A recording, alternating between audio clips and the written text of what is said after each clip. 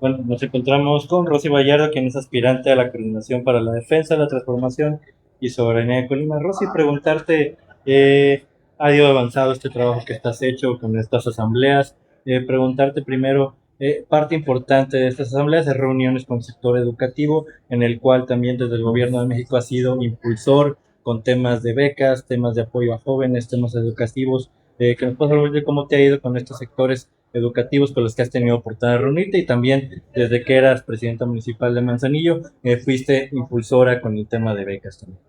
Sí, así es. Particularmente hoy nos tocó estar con músicos y músicas. Estamos aquí en el corazón, en el centro de Colima, y tuvimos la oportunidad de platicar con gente muy talentosa, que a veces no se tienen solamente un talento, sino muchos. Y me da mucho gusto ver cómo están participando en la defensa de la transformación, cómo es que se están organizando, nos estamos organizando para seguir defendiendo la transformación y también la soberanía nacional. Hablamos a profundidad de ese tema, muchas y muchos de ellos son personas que tienen hasta muchos años ya luchando por esta defensa de la soberanía. Entonces nos fue muy bien, tuvimos un diálogo muy ameno con ellos, y sí, también tuvimos la oportunidad de hablar de distintos resultados, políticas públicas, estrategias que se desarrollaron en el municipio de Manzanillo en su momento que estuve ahí de presidenta municipal. Como por ejemplo, una de las cosas de las que hablamos es de las becas de movilidad. Somos el único municipio que logró habilitar esta beca, ¿no? ¿Cómo se logra? Pues con organización, con estrategia, con finanzas sanas, con honestidad y con cercanía a los sectores, porque estas becas que hicimos fueron petición expresa de la sociedad. Estoy hablando de dos becas específicamente. Una, que es la Unibeca, que ya muchos y muchas conocemos, que es esta beca de 9,000 pesos para universitarias y universitarios, e incluso personas que están estudiando algún posgrado como maestría o doctorado, en donde nosotros le decimos a través de esas becas a nuestras juventudes que no están solos y que estamos ahí para apoyarles y que queremos guiarles para que tengan mejores oportunidades. Y la otra beca en la que Manzanillo es pionero es la beca de movilidad académica, deportiva y cultural, en donde logramos becar a jóvenes principalmente, pero también hubo personas de todas las edades, para irse a competir o a presentarse y a llevar ese talento que tienen como músicos, como deportistas o como artistas en general a otros países, a muchos lados del mundo. Llevamos, por ejemplo, participantes a París, a Jamaica, y a muchos lugares del mundo, y a mí me da mucho gusto que podamos compartir este tipo de políticas públicas y, más allá de compartirlas,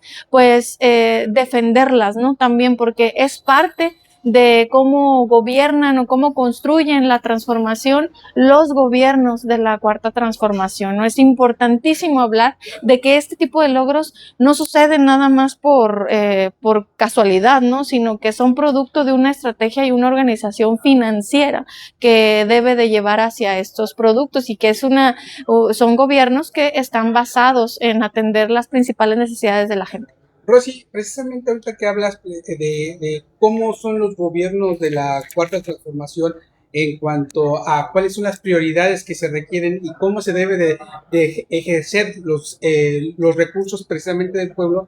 El día de hoy la gobernadora habló precisamente sobre, pues bueno, que ya Colima avanzó en sus niveles de crediticios, de calificación, en el sentido de que, por ejemplo, los tres últimos gobiernos estatales, pues bueno, le tocó precisamente al gobierno de Indira Vizcaíno tener que remar contra corriente y ahorita poner en una calificación bastante positiva al estado de Colima en comparación con aquellos gobiernos que endeudaron al estado. En ese sentido, ¿qué opinión tienes al respecto?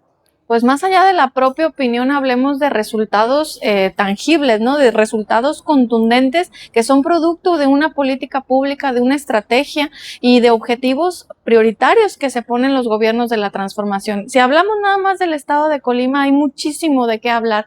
Por ejemplo, tan solo si volteamos un poquito para atrás, hace 5 años teníamos un exgobernador prianista que se estaba declarando en quiebra, que le duró 6 meses sin pagarle a sus trabajadores, maestras, maestros, policías, tecnologías, etcétera, ¿no? Y hoy vemos, como bien lo dice la gobernadora, un estado financieramente sano, y no porque ella lo dice o yo lo digo, sino porque lo reconocen distintas casas crediticias que dan ciertas calificaciones. Y también hablando del estado de Colima, además de que tenemos el principal puerto a nivel nacional y todo este impulso que ha tenido la gobernadora en términos de obra pública, de infraestructura, de apoyos, más la política nacional, nos ha convertido y nos ha posicionado a Colima en estar dentro de los 3 estados que mayor crecimiento económico tuvieron. El estado de Colima creció 3.8% y eso es motivo de orgullo. Somos de los 3 estados en todo el país que más creció económicamente. Y esto no solamente es casualidad o no es producto de la nada, ¿no? Sino es basado en una gran estrategia que tiene nuestra gobernada